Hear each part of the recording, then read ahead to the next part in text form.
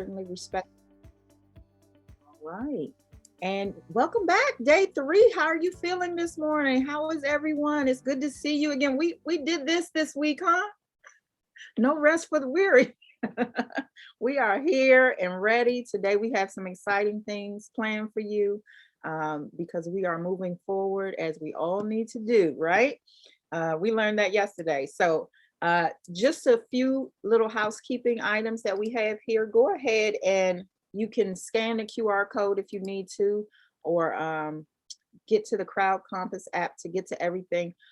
We do have a few quick little changes that we're going to go over after the connecting activity. Colleen has dropped our attendance link in the chat. So go ahead and take a few minutes to sign in so we can get you taken care of. All right. So just a few session objectives. Today we are going to be doing something a little different. We're going to have a little bit of movement today. I have someone who's not on mute. Thank you. We'll be having a little bit of movement where some of you will be going to the Gallup student poll room. You should have received some information directly from Gallup on how you can log on to go to that session.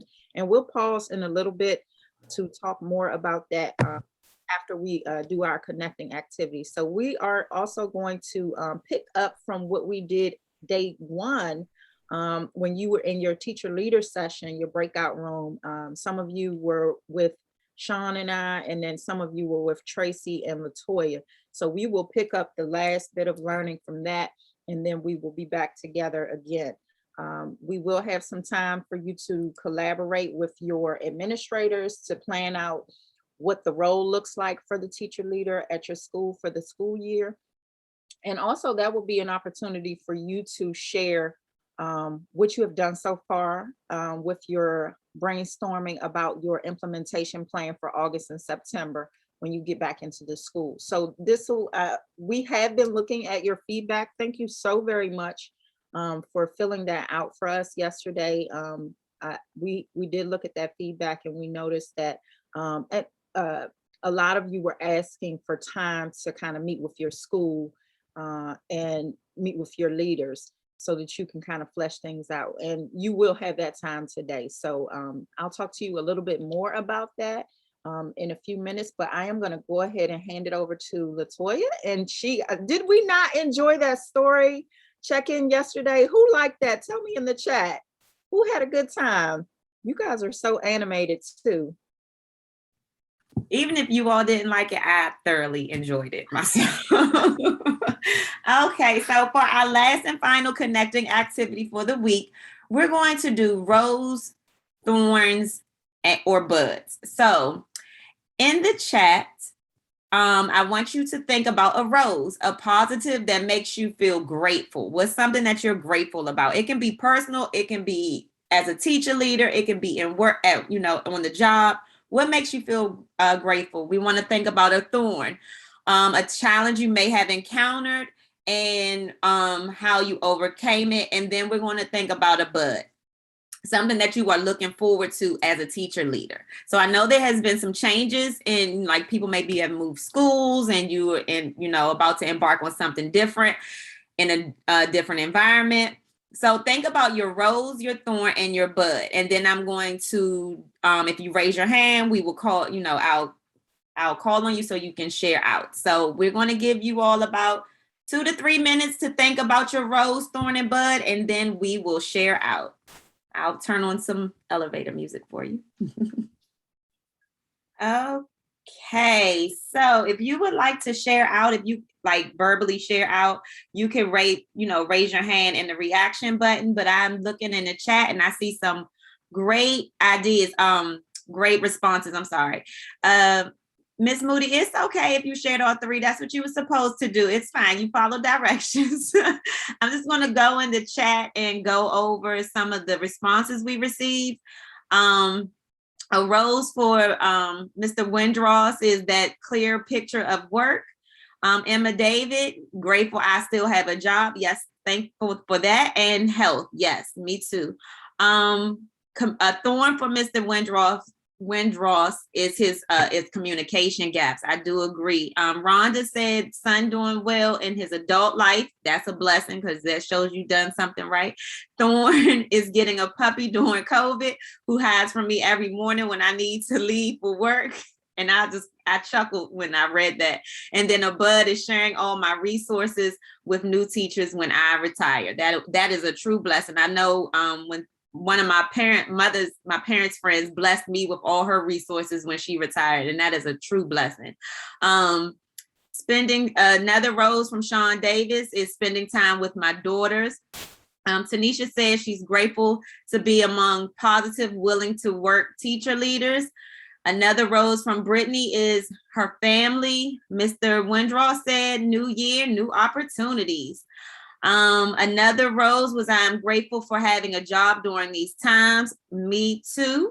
Another rose was my amazing family. Still have my job and my health. Seeing parents for the first time in 15 years. Whew, yes, that is amazing. Working 3 years as a teacher leader is a rose. A thorn is how can I leave my dog home by himself when I go to work?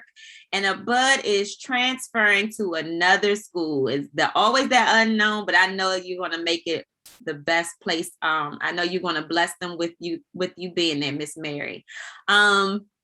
Another rose is our teachers and students are blessed by such awesome teacher leaders. A thorn is being patient with myself and planning for the school year 2022. And another bud is meeting the faculty, staff, students, and families at my new school in my new role. A rose is friends and family are healthy and having family. Another rose. So I see some wonderful things. And if anybody wanted to come off mute and share out, please do so. If not, I will send it back over to you, Coy. Thank you so much, Latoya. We hope you guys enjoyed that. And everything that we do when we meet for TLA, we want you to have. So you can remix this, use it at your school for your NTA, package it how you want, but we share here. So please, please, please don't feel like you are like taking anything you don't need to. We want you to do that. So I do need to pause because I need to switch gears for one moment because this afternoon, you are going to have some time for school-based planning with your principals, your school leaders, but we need to kind of do some things beforehand to get ready for that.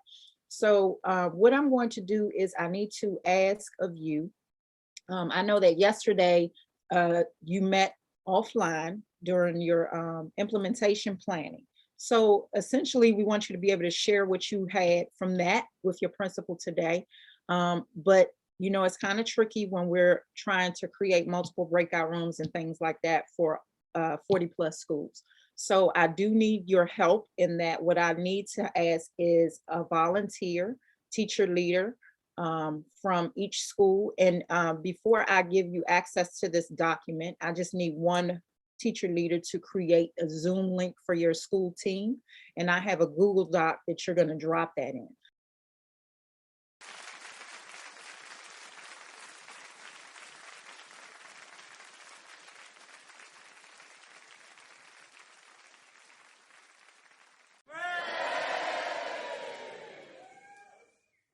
Okay, to ask the questions and just being sure to create that space where asking questions is okay. So before you even get into, telling them what that old adage, the kids don't care how much you know until they know how much you care. Like it's kind of like the same thing as far as like teachers are concerned as well.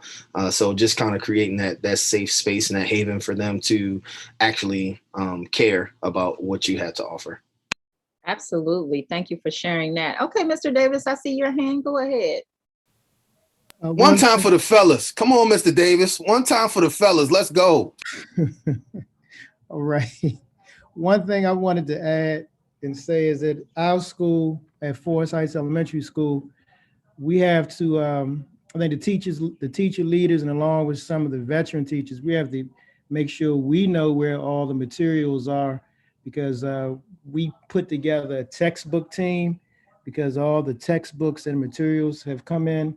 And I think one thing the teacher leaders, along with other veteran people who are going to come in the building, need to connect with the administration in the school to make sure we know where everything is and to put it in an orderly fashion before we even start setting up where to tell the new teachers where these things are. Right, right. That's a great point because, part of that new teacher uh, anxiety can come from not knowing the lay of the land and where everything is, right? And getting acclimated to the building. Where do I get copy paper? How do I use a copy machine? Because, when I'm telling on myself, but when I first started teaching, a copy machine was just you press button copy and you're done. But, we have to swipe and plug in. Same here. Same here. I'm like, what button? Where And do I put the paper?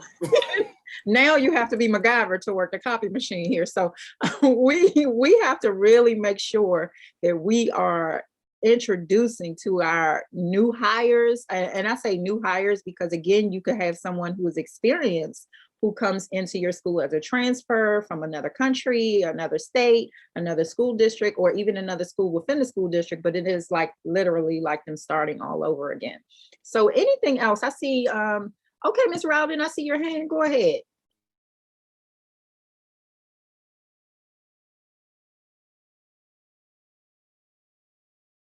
Go ahead and unmute, Ms. Rowden. Yes, good afternoon. I just wanted to say that to piggyback kind of on what Terrence was saying, getting to know people.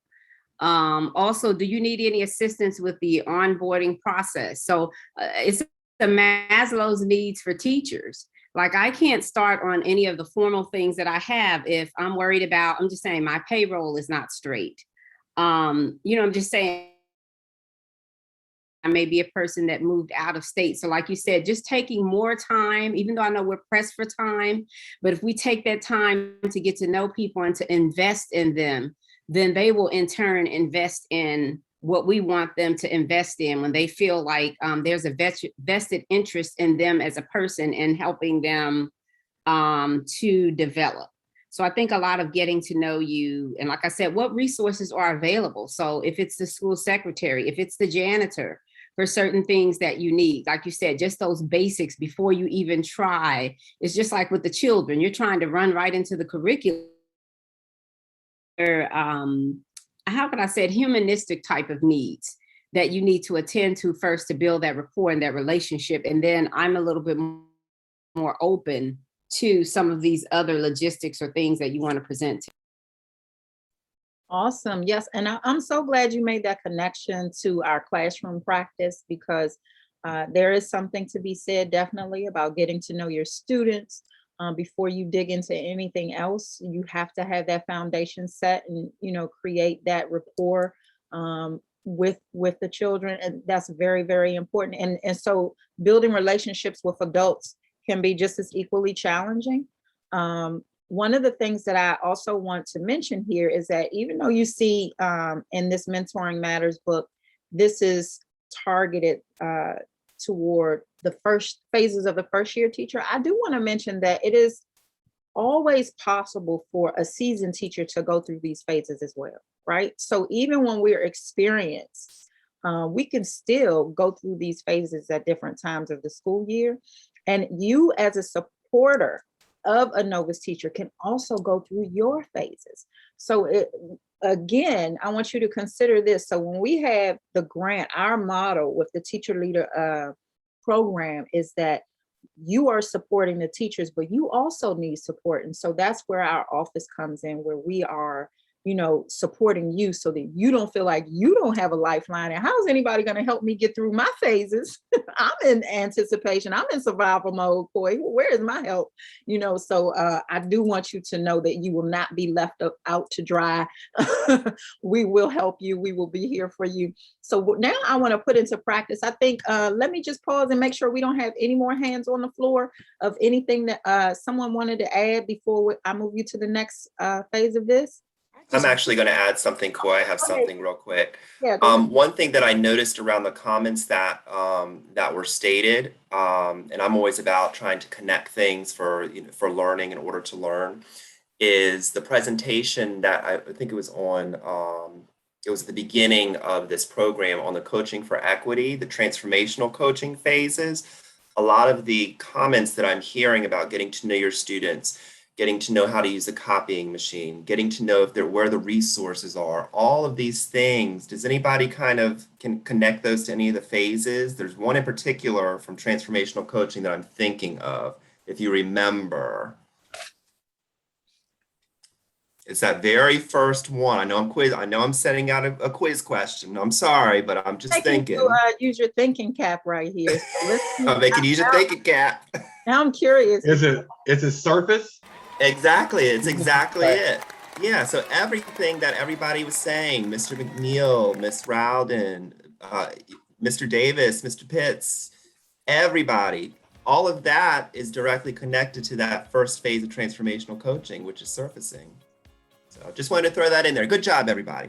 Yes, we are connecting our dots, aren't we? So I do want to share with you some resources before I kind of give you my own little quiz and see what you grab. But it's not a mean person quiz because you have your resource of reading. Okay, so you have that up if you need to, but I don't think you'll need it. These are some resources that we provide for teacher leaders. Of course, we have our teacher leader standards, and for those of you who are MBCTs, these are not foreign to you. You can kind of remember some of this language here. We have a number of texts that we will be sharing. We have Mentoring Matters, Mentoring in Action, and there's actually this Mentoring in Action, this white book is a series of 2 books, and so we have both of those. And I will ask. We have well-being, which we'll talk about, and Gallup also has another text of well-being, which is quite awesome, I'll say. But Tracy and I have developed a series of trainings surrounding well-being, and it is really, really important that teachers have the opportunity and space to talk about balance, work-life balance, and well-being. We also have our very own teacher leader handbook. It is in draft process right now, so I'm not going to dig into that too much, but I do want to let you know that, we do not send teacher leaders in to do this work without resources and help. And so that's one of the main reasons I wanted to show you this. We also have our monthly professional development sessions, and those will continue through the Office of Professional Learning and Leadership. And we call those Learn and Grows. So this is just a sample of what we provide. So I want to, are you ready for this? I'm about to quiz you now. So let me see who's ready. Go ahead, type it in the chat. Let me see who's ready. I think we got some ready people. I think we are up for the challenge today. I think I have my money on this group. I'm curious to see, what happens here. So we're gonna play a quick little game here. Let me see, okay? And I'm gonna let you raise your hand, and Sean will go ahead and tell you when to unmute. I'm gonna click this wheel, and I have the graphic up here too, but we're gonna play a little role here. And once I click this wheel, you tell me, and I'm gonna try to do this so you can see both of them. Let's see here. Let me move this little guy over to a new window. So when you work virtually here, you have to kind of you have to be a little creative sometimes. All right, can you see both of these? Yep. Okay, so I'm gonna click my wheel, and I want to know who can give me an example of what someone or what a teacher might say during this particular phase. So let me see which phase we come up. What might they say or do or believe or think or feel here in disillusionment? And look at disillusionment right here.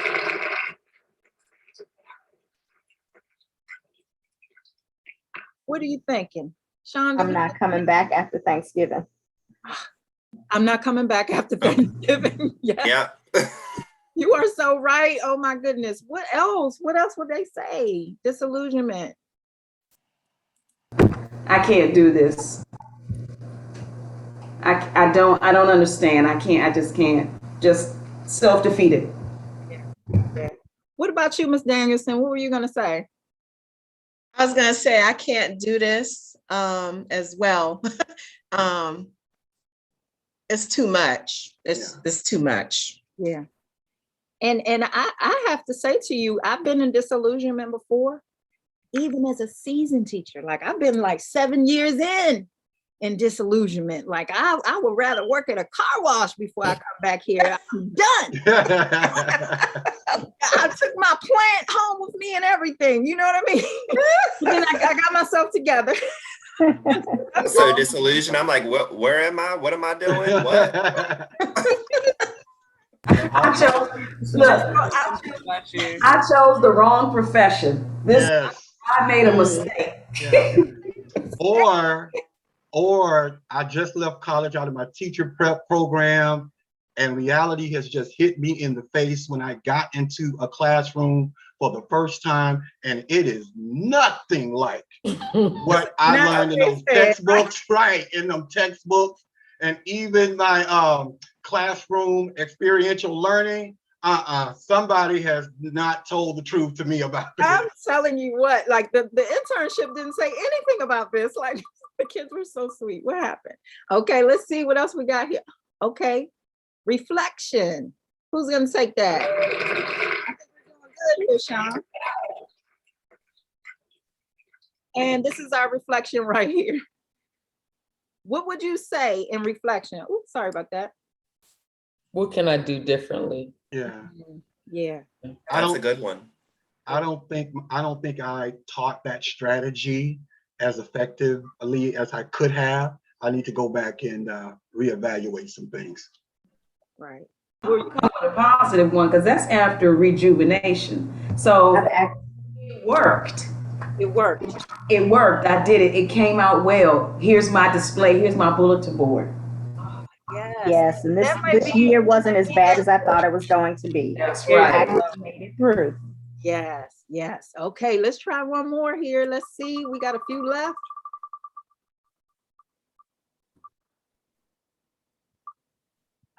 Ooh, this is a doozy right here. Survival. When is our next day off? When is the next day off? Please help me. Please help me. Yeah. I have one. How many sick days do I have? Okay. I'm coming positive. Can you help me co-teach that lesson? Can you help me co-teach? And I see you come in to support me. Yeah. Or as in my shoes, you know what? Let's do it together. I'm gonna come in. I'll manage a station for you, a center for you. Okay, Miss Danielson, close us out. What will you say in survival? Can you come and watch my class for me? I got to get out of here. So true. You guys are so amazing. I don't even know what else to say. Sean, we have the best group in the universe. Rejuvenation. Okay. Party over here. Is that what you're gonna say? Show me your face. What would you do in rejuvenation? What would you do in rejuvenation? Let's see. Okay, party over here. You're feeling a little better. What else might you say in rejuvenation? I made it through. Telling teachers about new strategies that I learned. Yes. Thank you, Ms. Teaching is so Daniels. rewarding. Yeah, it's rewarding. This is why I got into the profession after all. This is That's why. right. Yeah. Okay, Ms. Danielson. I got a great evaluation. Thank God. Yes. Yes. That's always good. So our last look, so you notice here that you have anticipation here and anticipation here. What's the difference, do you think? At the beginning of the year, there's anticipation, and then at the end of the year, there's anticipation. What's that about? In August, you're like, I can't wait to have my own classroom. Yeah. And then what happens? And then in June, you're like, I can't wait for summer. And also, I can't wait to try this again and to maybe perhaps fix the things I did inappropriately during the first year. Yeah, like Right. Anticipating. Also, like I can't wait to start the next school year. Like you're Right. Incorporating the growths and the aha moments from the previous years and collaboration. And excited to do it again, to grow to the next level. Yeah. You learn some new strategies at the end of the year, and it just, like, oh, wow, I did do it. After surviving and all of the other parts and disillusionment, you finally got it. Right. And if you've had a good data coach throughout the year, anticipating your data and your growth. Yeah. And so, you know what? I'm glad that we are, that's a perfect segue, you mentioning coaching. Thank you give yourselves a hand. I knew you would do great, and you didn't even need your charts. I know you didn't. I know you didn't even have to look at them because we already know we're experts in the room here. So I want to move us along to this portion here, and I'm going to turn it over to Sean, because we do need to talk more about coaching and what that looks like. All right. So coaching versus mentoring. So this activity is via a Jamboard. So you're going to reflect on your learning and then respond to the questions below and share on the Jamboard, okay? So number one, the question is, when do you serve as a coach? And question two is, when do you serve as a mentor? And Sean, I think we may need to drop the link because I think maybe it's just a few people who are in here today who weren't able to join us on the first day. Can you drop and your slides, everyone, is inside the app? Yeah, I'm getting to the slide. We'll drop that Jamboard for you. Here we go. Do you serve as a coach, and when do you serve as a mentor? And I even think as you're answering these questions, think about, is there a difference also between coaching and mentoring? Is there even a difference?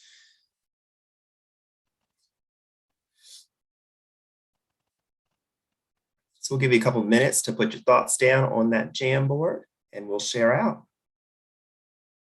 What else do we see, Coy? I love that when someone said celebrating milestones and encouraging. And I'm guilty of not celebrating my milestones because I'm always focused on moving on to the next goal. So I have to be very deliberative in celebrating my milestones, but also the milestones and achievements of the teachers I work with. So that's a very important one. Very good addition there. Yes, and I also see encouragement, resources, help with dues, to-dos and reminders. That's always good because we can't remember everything all the time. And getting some resources sometimes always. Let's see here. I see also a good one is giving tips after watching someone in practice. So giving them some clear feedback.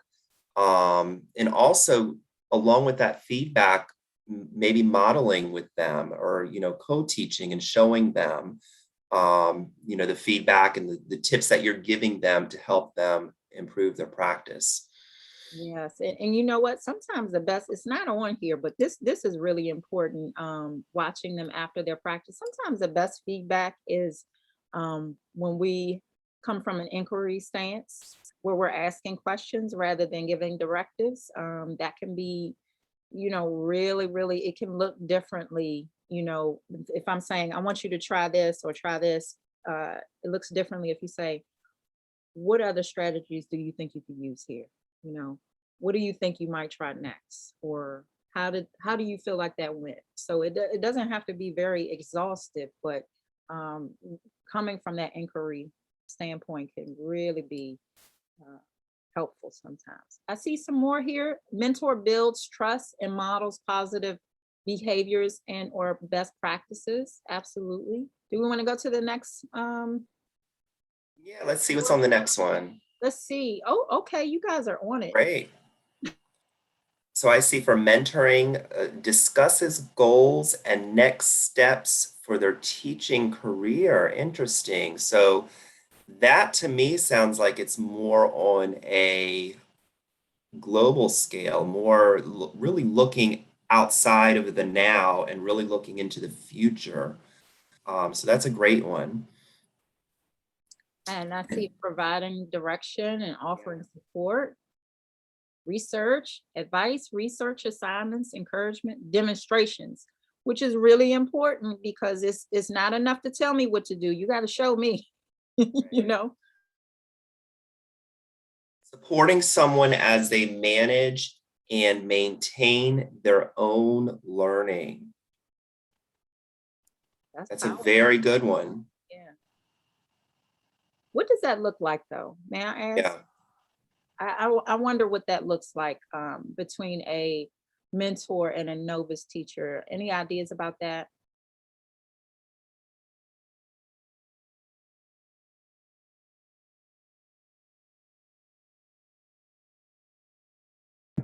I wrote that one. So for me, it looks like supporting the teacher as they learn to catalog and store information. So how is this connected to the framework for teaching?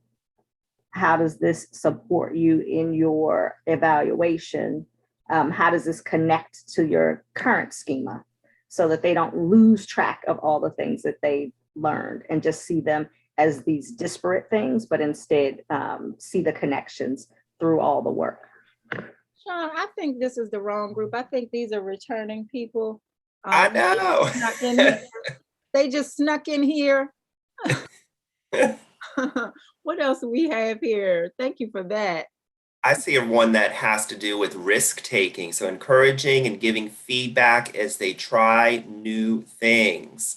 That is right, champions. That is correct. Risk taking. So being comfortable in taking those risks, stepping outside of the box and trying something new. That's very important. Important aspect of mentoring novice teachers. And I will say that as a mentor, I will say that when you are mentoring, you can also learn something from your mentee. You know, there have been so many instances where I have served as a mentor to someone and I felt like I learned from them as well. And you have to be open to that because, you know, it doesn't mean that you know everything. You know, the biggest room in the world is a room for improvement. So I encourage you to welcome that as well, that growth mindset, learning from others. That would be great. Okay, I think we're, let me take us back to our slide here. And I'll turn it back over to Sean. Thank you, everyone. All right, so we're going to take a look at learning focused mentoring. This comes from the Mentoring Matters book. Teacher learning is directly linked to student learning, okay? So obviously there's a connection there. Learning-focused mentoring is a growth-oriented process where teachers are goal-driven, working to build teacher capacity to self-monitor, self-manage, and self-modify their practice. So really they have to build their self-efficacy, right? Their own belief in being able to do these things for themselves, right? For modifying their practice for continuous improvement. The conversations and relationships are essential for learning-focused mentoring to be effective. So that relationship piece, and I think that's been at the forefront throughout all of the different sessions throughout this program, is super important as it relates to teacher leadership and even just teachers working with students. The whole relationship piece is huge, and using conversations and discussion strategies to help build those relationships. So learning-focused mentoring is developmental, it is standards-driven, it is also database, and it's customized. It's customized to the needs of the teacher, which is why that phase one from that transformational coaching, right? Again, we're back to that. is that you have to know who you're working with and get to know them and their environment.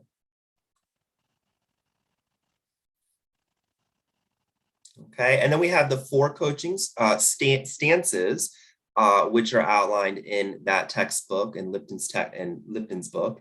And the 4 stances are calibrating, consulting, collaborating, and coaching. So I like to call them the 4 C's. Okay, so as you can see, each of those stances has a function. So for calibrating, the function is standardizing, ensuring, understanding. Okay, it's kind of getting everyone on the same page almost. It's like what calibrating is. Consulting is advising, clarifying, and telling or giving or proposing an idea. Okay, and then we move from consulting to actual collaboration. So there's really a partnership that's formed, right? There's not this level of superiority of the teacher leader over the novice teacher or the mentor teacher over the novice teacher, right? There's not this one's higher than the other, right? It's a partnership, it's collaboration, it's working together and assisting not just the novice teacher, but maybe, as Koi was saying earlier, we learn from our novice teachers as well. I've learned a lot of things from the teachers I've worked with. So sometimes they assist me, right? And again, that's that collaborating piece for that 3rd stance. And then the last stance is coaching. And a big part of coaching, besides the language that we use and the questions and coming from an inquiry stance, is that reflection piece, right? Allowing opportunity for novice teachers to reflect on their practice and thinking and building their capacity. And if we go back to what we talked about, what someone, I'm not sure who it was on the Jamboard, talked about risk-taking and that mentoring, that's important. You're providing opportunity for that novice teacher to do things that are different, that are different from what they were originally doing, right? Because maybe something wasn't working out. And they're comfortable in communicating that with you, and you're comfortable in providing that feedback to them and having that relationship to say, hey, this might be something that we could try out. We may consider doing this. Let's see how it works with their lesson. So, boy, did I cover that? I think anything else to add? I do want to say that, remember, when you're in that coaching, when you're wearing that coaching hat, you look at any sport, where does the coach sit? What do they do? Where are they? Basketball, football, soccer, swim coach? Sideline. They're on the sideline. Exactly. They're on the sidelines. And so that's important, that we know that we shouldn't be taking over all of the time, because it is in our natural, behaviors to kind of want to, I could not handle it sometimes when I will go and try to assist a teacher in the classroom will be a hot mess. When I say a hot mess, disorganized, I should say. And I'm already a neat freak, but I was the kind of teacher that I wanted you to be able to eat off of my floor in my classroom. And my students knew I did not mess around with the organization of my room. But everyone is not like that, and everyone doesn't know how to get there like this, right? And so I had to step back and say, what do you think needs to happen for your room to run in a more organized fashion? What could we do to kind of maximize some instruction here? And it was hard for me not to go in there and just clean that room and get those papers off the floor and stack those books. It was rough. I tell you, it was rough for me. It was a learning experience, but we have to pull back. Just like we have to pull back when we are scaffolding our students, we can't do everything for them, right? We have to pull back and facilitate. So this is an extension of what you see here, and this is in your slides, but we want to move you, at least try to get you to some of these scenarios so we can maybe talk a little bit about these. Does everyone have the slides now?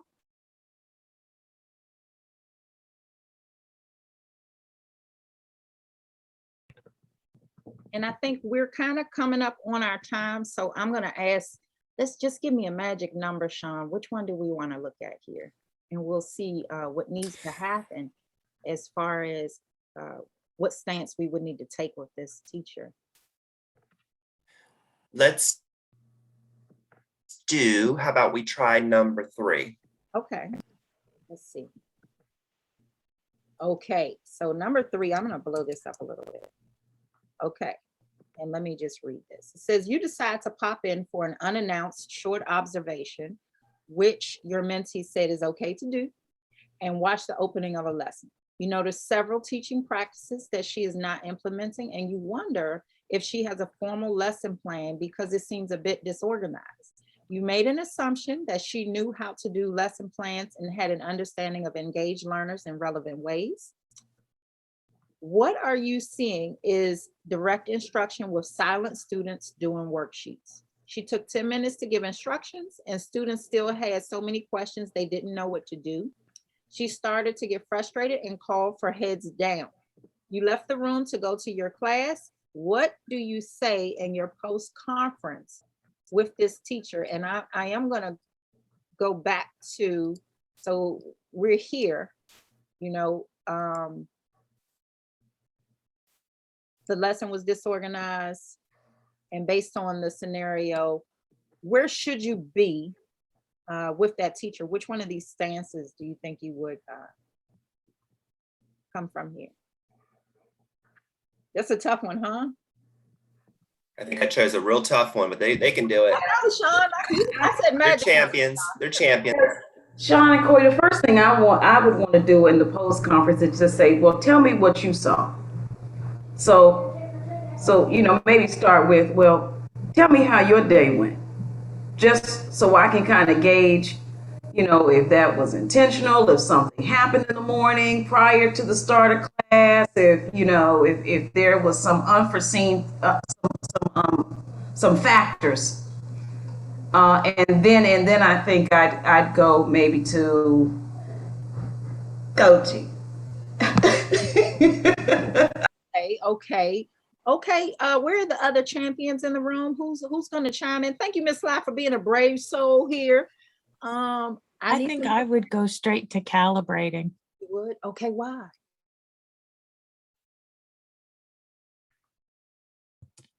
Can you hear me? Yes, there's a lot of information that suggests that she simply is off the mark. She may not even know where the mark is or where it is that she could do things in a more efficient way. So it would be like, okay, let me just align you to what was supposed to happen. And then we can see how far away from that you are. And then we can discuss how you got over there when you should have been over here. That's interesting. And it's kind of a no fault thing, because we all get off the mark. We all just kind of drift into our own stuff sometimes.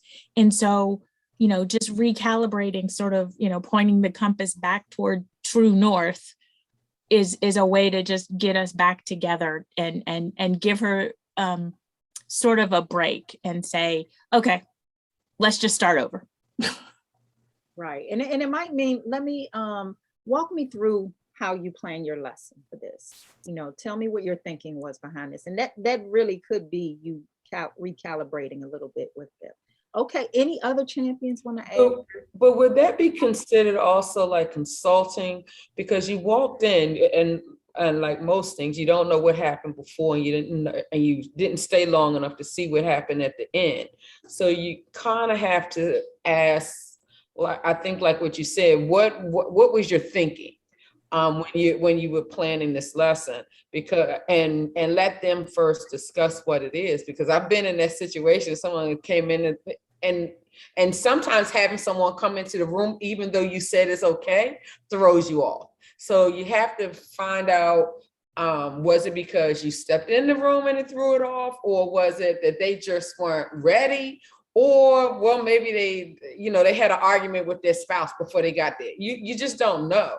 So it's all of those things that you have to ask. Although we're looking at the school type thing, we have to also consider that. And then maybe after consulting, we would have to do more collaborating. Well, why don't we sit down and let's talk about this a little bit more, so that if someone else should walk, it would seem smoother.